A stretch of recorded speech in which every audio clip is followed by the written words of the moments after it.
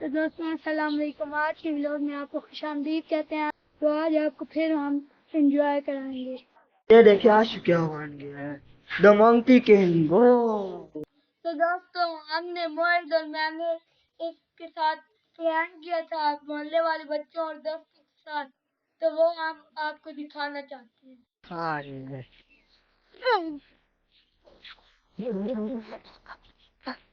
तो दोस्तों यहाँ हमें एक बार दो बच्चे नजर आए हैं। मैं इधर छुप गया तो बच्चे आएंगे, मैं उनको डराऊंगा। देखिए ये बच्चे डाल गए हैं। ये डरा हमारा, ये डाल गया था बहुत, और ये भी डरा है। कब ये कहते बच्चों।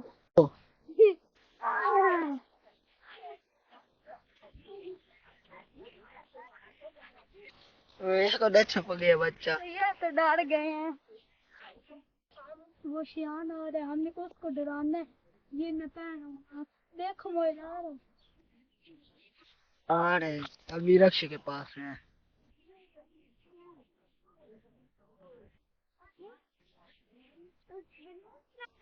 हाँ, तुमने भी जानना है।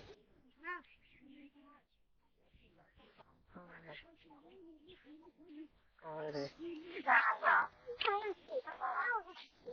कुत्ता भी डाल के भाग रहे, वो देखिए कुत्ता भी डाल के भाग रहे हैं उधर आगे।